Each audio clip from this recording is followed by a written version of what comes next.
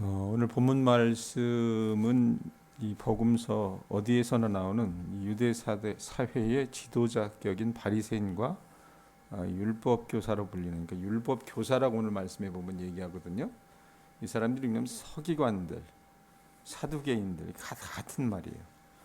이 종교적인 기득권층에 대한 예수님의 어떤 꾸중을 우리가 좀 살펴보려고 합니다. 자, 먼저 예수님이 어떤 사람들에 대해서 질타하시냐면 37절부터 44절에 바리새인에 대해서 질타합니다. 37절 한번 보세요. 37절 보면 뭐라고 얘기합니까? 예수께서 말씀하실 때 누가 한 바리새인이 자기와 함께 점심 잡수시기를 청함으로 들어가 앉으셨더니, 식사 같이 하자고 이 바리새인이 요청을 해요. 그래서 들어가셨다가 그 사람의 속에 있었던 어떤 내면을 주님이 살피시고 그에게 꾸중하시는 장면이 37절부터 44절까지가 나와요. 그리고 45절부터 52절은 율법 교사가 나옵니다. 45절에 보세요. 뭐라고 얘기합니까? 뭐가? 율법 교사가 예수께 대답하여 이르되 선생님 이렇게 말씀하시니 우리까지 모욕하심이니이다. 자, 바리새인은 누구고 이 율법 교사는 누군가? 색깔은 비슷해요. 예? 색깔은 비슷합니다. 같은 불이라 그 말입니다. 근데 설명이 좀 필요할 것 같은데, 이들의 어떤 오랜 역사로 되돌아 올라가야 돼요. 여러분, 그 남유다가 멸망한 게 기원전 586년입니다. 유다가 멸망한 게 이 바벨론이 침략해서 이 예루살렘을 멸망시키자 수많은 유대인들이 바벨론으로 포로로 잡혀가게 되잖아요. 경건한 유대인들은 전혀 익숙치 않은 환경입니다. 이 낯선 환경에서 자기네들이 왜 망했는지 하나님께서 분명히 약속하셨잖아요. 그들을 열방의 복이 될지라라고 말씀하셨는데 왜 자기네들이 이렇게 끔찍한 상황을 접해야만 했었는지 그 고민을 했어요. 근데 이들이 여러분 살아가는 그 바벨론 땅은 성전이 있지 않지 않습니까? 성전이 없잖아요. 그 성전과도 단절된 상황 속에서 자기네들이 반성하고 이 유대인으로서의 정체성을 지키기 위해서 발버둥을 쳤습니다. 그래서 그게 뭘까 생각을 했던 게 하나님께서 자기들에게 주신 그 율법, 기록된 말씀, 모세오경을 손으로 기록하는 거예요. 기록하는 겁니다. 그래서 거기에 서기관이라고 하는 말이 붙는 거예요. 우리가 보통 서기라고 하는 게 여러분 보통 원래 그 직함은 서기라고 하는 것이 여러분 넘버 1, 넘버 2, 넘버 3 정도가 서기다 이런 식으로 생각하는데 그게 아니에요. 서기는 기록하는 사람들이라는 뜻 아닙니까? 네? 참 그러니까 요즘 시대 사람들이 보면 참 이 원래 뜻을 가져다가 이상하게 만드는데 아주 그냥 독특한 재주들이 있어요. 자, 살아야 되겠으니까 어떻게 하는 것이 사는 것일까? 어떻게 하는 것이 이 땅 가운데서 우리가 연명하면서 살 수 있을까? 생각을 해서 하나님께서 가르쳐 주신 그 말씀을 기록하는 겁니다. 예? 요즘 시대 교인들이 어때요? 내가 마음 다잡아보고 성경을 한번 써보겠다. 이런 마음 가지고 썼는지는 모르겠어요, 사실은. 하여튼 그렇게 기록된 말씀을 계속 필사하고 보존하는 일을 해왔던 사람들이 누구예요? 율법교사. 서기관들, 사두개인들, 이게 다 같은 말이에요. 같은 부류 사람들입니다. 자, 이 사람들에게 이 유대인들이 의지했어요. 그래서 이들은 본문에 이제 율법교사라고 칭하는데 아까도 얘기했던 것처럼 사두개인이나 서기관 같은 말이라고 보시면 돼요. 자, 이 율법교사들은 율법을 가르치고 그 원칙을 실제적으로 정의할 수 있는 용어로 적용해 달라고 하는 요청을 받았습니다. 좋은 일 했던 거잖아요. 처음에는 얼마나 자기 민족의 정체성을 지키기 위해서 여러분 그들이 몸부림쳤겠습니까? 그런데 제가 늘 하는 말이지만 오래돼서 좋은 건 뭐밖에 없어요? 술하고 골동품하고 친구밖에 없어요. 예? 그 외에는 오래돼서 좋은 건 하나도 없어요. 없다고 말입니다. 시간이 지나면서 이 하나님의 말씀대로 살아가려고 했던 이 율법을 붙잡으려 했던 이들의 초심이 조금씩 퇴색이 되어가는 거예요. 변질이 되어가는 거예요. 그래서 지침은 전통이 돼버리고 전통은 율법의 성격을 갖게 돼버렸다고 말입니다. 그러니까 머리하고 꼬리하고 완전히 뒤바뀌어 버린 거예요. 이래서 이 장로들은요, 자기 장로들의 전통과 하나님의 율법을 뒤섞어 버렸습니다. 구분할 수 없게. 예? 그러니까 말 그대로 모세가 준 그 율법도 여러분 감당해내기 힘든데 거기에다가 수백 가지 자기들이 만들어 놨던, 왜 우리가 멸망했지? 왜 우리가 거기서 쫓겨났지? 아, 이것 안 했기 때문이야. 그러니 세목세목 달아놨던 그 규율과 규정 지침들이 유대인의 삶을 지배할 수 있게끔 그걸 강조하고 그걸 어떻게 해요? 주지시키다 보니까 나중에 여러분 이게 본말이 전도돼서 중요한 건 뭐예요? 여러분 이거 말씀을 왜 읽습니까? 새벽에 여러분들 왜 이 자리에 나와 있어요? 하나님과 내밀한 관계로 나아가기를 원해서 하나님의 말씀이 어떤 것인지 그걸 찾아나가기 위해서 나오잖아요. 그런데 그러지 못하고 이 개인적인 관계를 갖는다는 생각은 꿈도 꾸지 못하는 그런 상황이 되어버렸어요. 자, 37절에서 38절 다시 보세요. 뭐라고 얘기합니까? 예수께서 말씀하실 때 한 바리새인이 자기와 함께 점심 잡수시기를 청함으로 들어가 앉으셨더니 잡수시기 전에 뭐를 하지 않으셨대요? 손 씻지 아니하심을 그 바리새인이 보고 어떻게 여겼대요? 이상히 여기는지라라고 얘기했습니다. 바리새인이 여러분 예수님께 주님 식사 한번 하시죠. 저희 집에 오셔서 얘기했을 때는 나쁜 의도로 얘기한 게 아니었을 겁니다. 그런데 유대인들은 식사하는 게 우리처럼 여러분 이런 의자에 앉아서 식사하는 게 아니라 방바닥에 어떻게 하냐면 왼손을 딱 기대고 식사를 한대요. 예? 거의 누운 채로.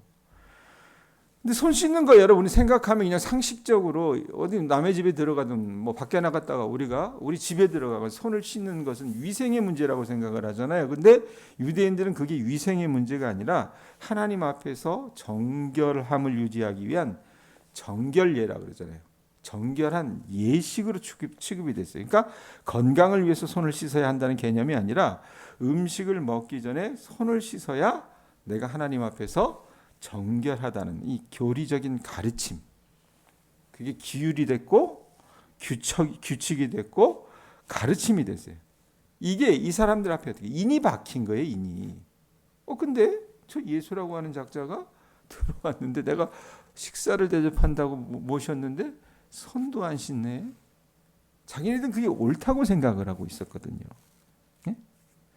그래서 이 손 씻기와 관련해서 마가복음 7장에도 나오는데 이 규례는요 단지 모세 율법이 얘기하는 게 아니에요. 장로들의 전통에 속했던 것일 뿐인데 이게 이제 어디 하나님의 말씀 구약에 기인했기 때문에 그걸 어떻게 해요? 본말을 전도시켜 버리는 거예요. 그래서 예수님은 일부러 손을 씻는 정결례를 따르지 않으셨던 것 같아요. 의도적으로 거부하셨던 것 같습니다. 바리새인들이 자연스럽게 따르고 또 모두가 따라야 한다고 해석하고 가르쳤던 장로의 전통을 따르지 않으신 예수님은 바리새인의 그 속내를 아시고 이제 지적을 하십니다. 뭐라고 지적하십니까? 이상히 여겼던 그 바리새인에게 39절부터 41절 보면 뭐라고 얘기합니까? 주께서 이르시되 너희 누구는 바리새인은 지금 잔과 대접의 겉은 깨끗이 하나 너희 속에는 뭐가 가득하대요? 탐욕과 악독이 가득하도다. 어리석은 자들아 겉을 만드신 이가 속도 만들지 아니하셨느냐. 그러나 그 안에 있는 것은 구제하라. 그리하면 모든 것이 너희에게 깨끗하리라. 자, 바리새인들은요 겉으로 드러난 이 외면을 깨끗하게 하는 데는 많은 관심을 기울였던 것 같아요. 치장을 잘했어요. 남들이 내 행동에 대해서 어떻게 생각할까 여기에 늘 생각이 가 있었다 그 말입니다. 그런데 자기 내면의 더러움, 예? 그 내면의 더러움을 깨끗하게 하는 데는 아주 소홀히 여겼다는 얘기입니다. 보이지 않으니까요. 탐욕과 악독이 가득 찬 내면을 갖고 있으면서도 잔과 대접의 겉만 깨끗이 하는 바리새인의 이런 이중성을 예수님께서 지금 어떻게 통렬하게 꾸짖고 계신 거라고 말입니다. 야, 손 안 씻는 게 그게 뭔 잘못이야? 네 속은 더 더러운데 이 얘기 하시는 거예요. 1세기 여러분 유대 사회에서 그러면 이들이 예수님 보셨을 때 꾸짖으신 이유가 뭐냐면 1세기 이 유대 사회에서 가난한 사람들에게 이 자선을 베푸는 것은 가장 자비롭고 거룩한 행동으로 사람들이 늘 여겼어요. 그래서 바리새인들은 성전에 헌금하거나 궁핍한 사람들에게 직접 돈을 주는 것을 어떻게 남들 앞에 드러내놓고 자랑했고 그것을 과시했다 그 말입니다. 그런데 그들의 내면은 그게 있었어요, 없었어요? 마치 세금 내듯이, 억지로 세금 내듯이. 예? 그런 상황으로 여러분 그들이 변질되어 있었습니다. 그걸 주님이 꼬집으신 거예요. 그러면서 이제 어떻게 하십니까? 42절부터 보세요. 끔찍한 말을 하세요. 자, 거의 욕 같은 말을 하십니다. 뭐라고 이야기합니까? 화 있을진저. 42절. 화 있을진저 너희 바리새인이여 너희가 박하와 운향과 모든 채소와 11조는 들이되 공의와 하나님께 대한 사랑은 버리는도다. 그러나 이것도 행하고 저것도 버리지 말아야 할지니라. 자, 예수님이 바리새인들에게 화 있을진저라고 하는 이 끔찍한 저주에 가까운 말을 3번이나 반복하십니다. 왜 이 사람들이 화 있을진저라고 하는 그 꾸짖음을 들어야 했는가? 첫 번째 이유는 뭐예요? 이 사람들은요, 남들 보기에는 시시콜콜하게 율법을 글자 그대로 지켜나가는 것처럼 보였어요. 그런데 내면에는요, 그 율법을요, 지키지 않고 하나님의 사랑을 저버렸다고 말입니다. 여러분, 예수님은요, 바리새인들이 어떻게 이 사람들이 율법을 지켰냐면 이 밭에 뿌린 향초까지도 일일이 세어서 신실하게 11조를 바쳤어요. 나 오늘 들에 나가서 들깨 타작을 했는데 몇 말해서 그 중에 10분의 1을 하나님 앞에 가져다 바쳐야지. 요즘 시대 교인들은 이런 교인들도 하나도 없어요. 근데 가져다 바쳐야지. 이래가지고 어떻게 해요? 드렸다고 말이에요. 그런데 누구 하나 자기를 대변해 줄 수 없는 아주 고통당하는 약자들이 있었을 거 아니에요. 그 약자들에 대해서는 눈을 감는 게 이 바리새인들의 위선이었다는 얘기예요. 그들이 하나님이 원하시는 바 하나님을 사랑하지 못했다고 예수님은 질책을 하시는 거예요. 어떻게 그 굶주리고 헐벗은 사람들을 너희들이 사랑하지 못하는데 너희들이 행하는 그것이 옳다 말할 수 있겠느냐라고 얘기하시는 거예요. 그건 너희들 드러내려고 하는 거 아니야? 너희들 남들 앞에서 인정받으려고 하는 거 아니야? 그런 척이잖아 라고 얘기를 하시는 거예요. 자, 또 예수님께서 왜 이들에게 화 있을진저라고 얘기하시냐? 두 번째 보세요. 43절에 뭐라고 얘기합니까? 화 있을진저 너희 바리새인이여 너희가 뭐 하기를 원한대요? 해당의 높은 자리와 시장에서 문안받는 것을 기뻐하는도다. 자, 이 사람들은요, 백성들의 지도자격이 그러니까 그 율법사들보다는 낮은 위치에 있었지만 바리새인들은 여러분 보통 노동을 하는 사람들 가운데서도 선택이 되어져서 그렇게 하나님의 율법을 지키기 위해 애쓰는 사람들이었기 때문에 백성들은요 그들의 삶을 칭송했다고 말입니다. 그래서 이 사람들이 그렇게 사람들 앞에 추앙받다 보니까 하나님의 백성을 섬기는 일보다 개인적인 이득을 위해서 자기 지도자의 위치를 이제 이용하기 시작하는 거예요. 초반엔 그러지 않았는데 변질되어 있다고 말입니다. 종교적으로 높은 지위를 얻는 것은 자연스럽게 사람들의 찬사를 받고자 하는 그들의 갈망을 채워주기 시작을 했어요. 그래서 이들은요 사람들을 섬기기 위해서 바리새인이 된 것이 아니라 이제는 어떻게 해요?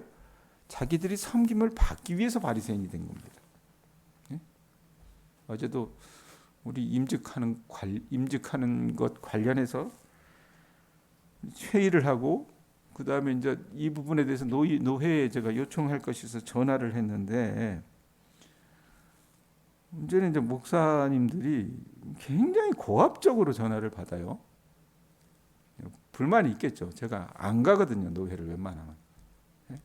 근데 왜 안 가냐면 이유는 이런 거예요. 이런 위선, 거짓. 솔직히 얘기하면 여러분 장로교는요. 전 세계 소위 말하는 그 모든 기독교 분파 가운데 소수 중에 소수입니다. 더군다나 이 한국 교회 장로교는요. 장로교가 아니라 유교와 같아요. 거의 보면. 직분이라고 하는 것은 하나님을 섬기라고 주셨는데 목사들과 장로들이 거의 무슨 터줏대감 노릇을 해요. 난 그게 싫었거든요. 근데 이제 이진영 집사님 저녁에 신박을 하는데 집사님도 그 얘기를 하시는 거예요. 노인회에 오는 그런 어떤 다른 교회 직분자들이 많은가 봐요. 근데 왜 동양교회 담임 목사는 보이지가 않는데요. 노회 모임을 하는데. 그냥 지나가는 말로 그래서 나는 그게 싫어서 안 가요. 그게 싫어서. 물론 제 안에도 여러분 그런 위선이 있긴 합니다. 그게 싫은 거예요. 근데 이게 1세기 당시에도 마찬가지였다는 얘기입니다. 자, 세 번째 보세요. 44절에 보면 화 있을진저 너희여 너희는 평토장한 무덤 같아서 그 위를 밟는 사람이 알지 못하느니라. 자, 그릇된 인식을 가진 바리새인들을 예수님은 뭐라고 얘기하셨냐면 평토장한 무덤이라 그래요. 예?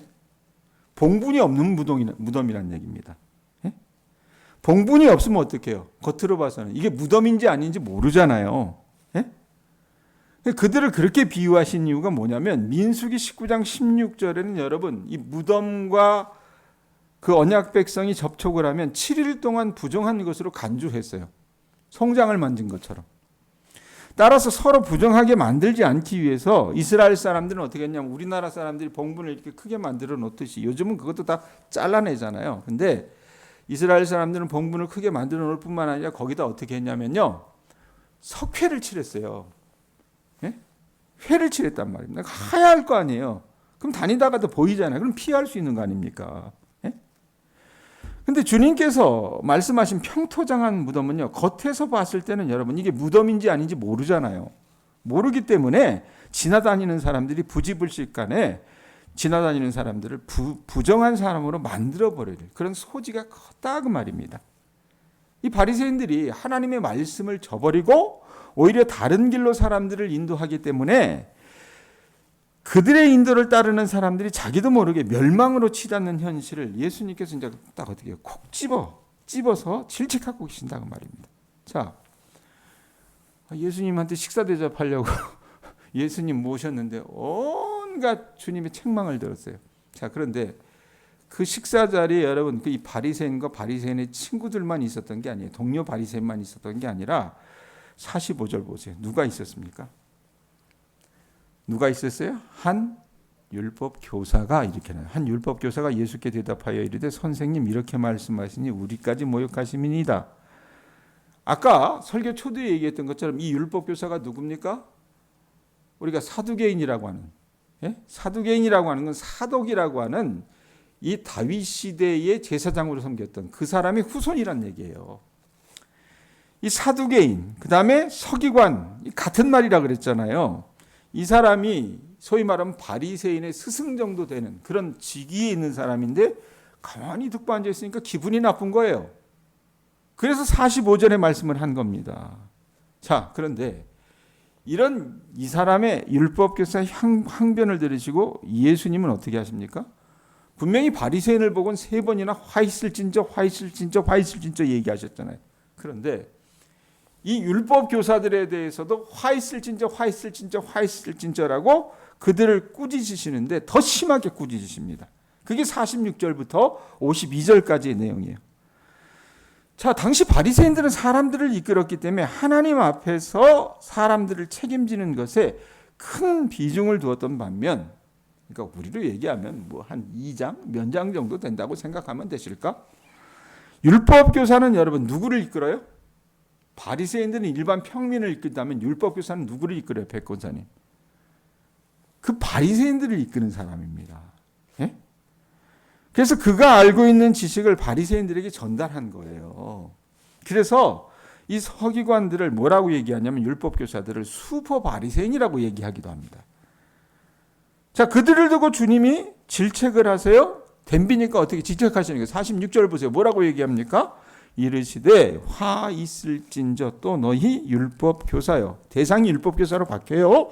자기 어려운 짐을 사람에게 지우고 너희는 한 손가락도 이 짐에 대지 않는도다. 하나님은 절대로 자기 백성에게 질 수 없는 무거운 짐을 그 백성에게 지워서 그들의 삶을 여러분 포기하도록 만들지 않으시거든요. 하나님은 여러분 우리에게 절대 강요하지 않으신다고 말입니다. 무엇보다 그 말씀이자 그 말씀대로 사는 삶을 고스란히 보여주신 예수님과 달리 바리새인들은 그런데 어떻게 했어요? 이 바리새인들이 아니라 율법 교사들은 어떻게 했습니까? 짐을 지우게 만들었어요. 말만 번지르르할 뿐 삶에서 실천이 없었다고 말입니다.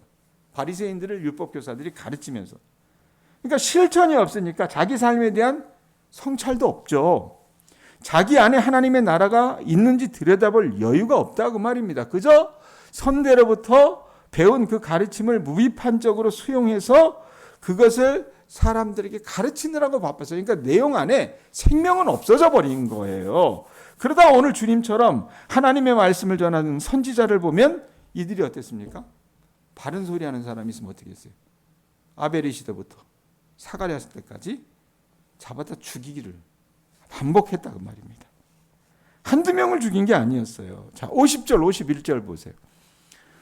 창세 이후로 흘린 모든 선지자의 피를 이 세대가 담당하되, 그러면서 뭐라고 얘기해요? 곧 아벨의 피로부터 제단과 성전 사이에서 죽임당한 사가랴의 피까지 하리라. 내가 너희에게 이르노니 과연 이 세대가 담당하리라. 이 율법 교사들을 지금 꾸짖는 건데, 자, 아벨은 여러분 누구 손에 죽었어요? 형인 가인의 손에 의해서 죽었잖아요. 최초의 여러분 죽임당한 의인입니다. 그럼 사가랴는 누구냐? 세례 요한의 아버지인가? 우린 생각할 수 있어요. 아니에요. 이 사가랴는 원래 스가랴입니다. 스가랴. 예? 스가랴인데 대제사장, 구약시대 대제사장 여호야다의 아들로 말씀을 근거로 백성들을 어떻게 해요? 질책하고 고발했다가 돌에 맞아 죽은 제사장으로서 구약의 대표적인 마지막 순교자입니다. 스가랴의 죽음이 기록된 역대하는 당시 구약 정경 순서상 가장 마지막 책이었다 그래요. 따라서 아벨부터 이 스가랴까지라는 예수님의 말씀은 처음부터 끝까지 하나님의 말씀을 전하는 선지자들이 핍박받고 고난받은 역사가 계속되었고 그 주동자들이 누구였다는 얘기예요? 이 율법 교사들이었다는 얘기입니다. 이 종교적인 열심이 성찰의 힘을 잃어버리게 만들고 집단화될 때 여러분 이렇게 위험한 결과를 초래합니다. 우리 시대에 극우 기독교라고 하는 그 세력이 여러분 사실은 이런 것들에 기원하지 않는가 저는 생각을 해요. 자기 성찰이 없어요. 예? 자기 반성이 없다 그 말입니다. 그저 예수만 믿으면 자기가 옳다고 생각하는 거예요. 예? 그 말라 비틀어진 그 교리, 자기들의 어떤 교조, 신조를 붙잡고 있어서 그것을 가지고 여러분 어떻게 사람을 잡는데, 예? 나와 다른 어떤 나와 의견이 다른 어떤 그 집단을 잡는데 거기에 연연하는 것이 요즘 시대 여러분 이 보수 기독교라고 말입니다.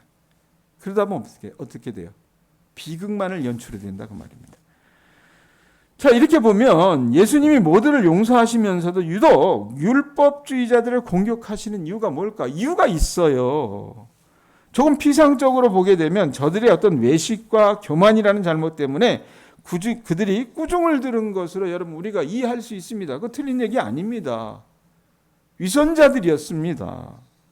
실제로는 여러분 정결하지 않으면서 정결한 척하는 위선과 가장을 공격하기도 하셨습니다.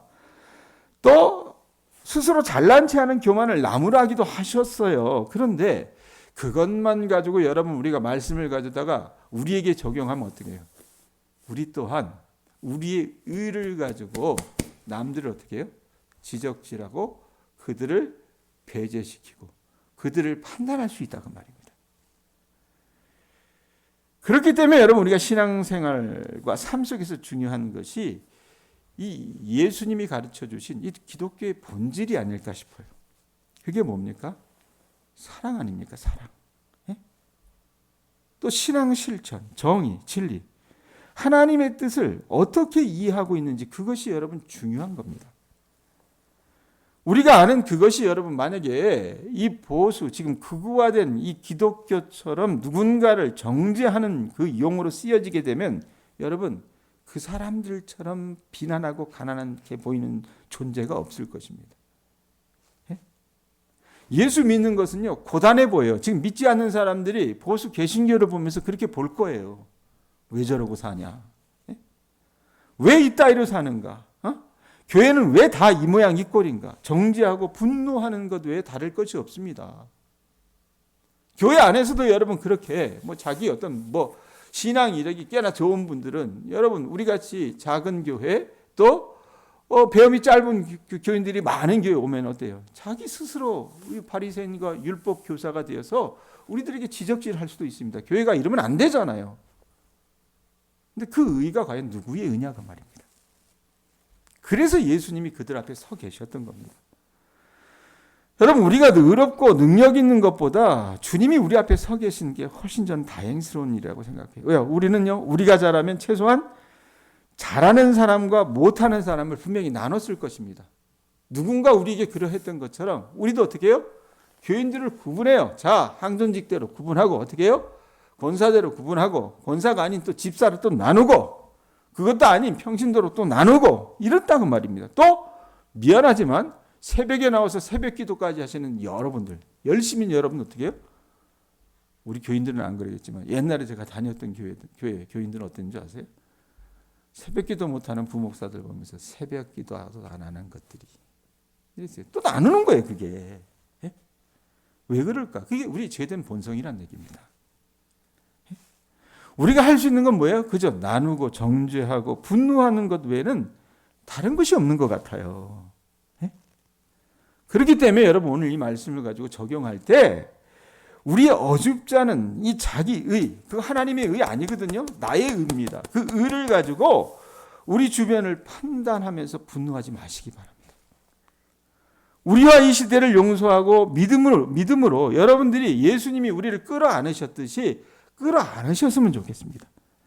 여러분, 우리가 살아가는 이 땅의 삶이 중요하다는 것을 아십시오. 세상 사람들은요, 한숨과 절망으로 사는데 우리도 그 현실 속에 살잖아요. 근데 믿음 있는 사람들이 여러분 세상 사람들과 다른 게 뭡니까?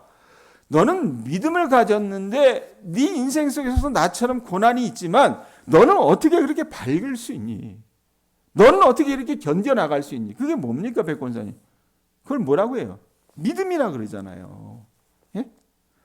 예수님은요, 죽은 자를 살리시고 문둥병을 고치시고 바다를 잠잠케 하시는 기적들을 행하셨습니다. 이런 기적보다 더 큰 기적이 어디 있어요? 그랬는데도 그것 가지고 사람들을 변화시키셨습니까? 사실 그 변화된 예는 별로 많지 않습니다. 그런 것들을 가지고 행하셔서도 안 될 일을 주님은 무엇으로 하셨습니까? 그분의 죽음으로 하셨다는 얘기입니다. 우리를 위한 죽음으로서 하셨다는 얘기입니다. 그렇게 십자가에서 죽으신 것이 부활의 승리로 귀결된다는 얘기입니다. 여러분, 우리는요, 예수님의 부활 생명을 힘입어 사는 사람들이어야만 합니다.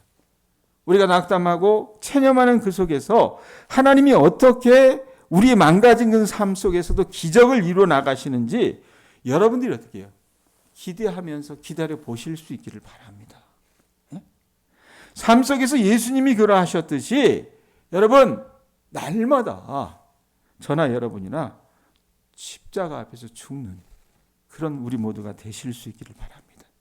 그럴 때 주님께서 우리를 달리 살려내실 뿐만 아니라 우리 때문에 다른 연약한 사람들조차도 살아나게 해 주실 줄로 믿습니다. 아셨죠?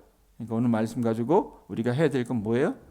남들 보면서 저거 저러면 안 되는데 이거 해야 돼, 백권사님? 하지 말아야 될라니. 그건 하지 마시고 어떻게 돼요? 그 손가락을 나에게 향하시고 어찌할 수 없는 이 죄인을 바라보면서 십자가만이 답이라는 것을 깨닫고 여러분들이 어떻게 하세요? 우리 주변의 사람들과 우리 모든 상황들 속에서 예수님이 그러하셨듯이 날마다 죽는 저와 여러분들 되실 수 있기를 바랍니다. 기도하겠습니다.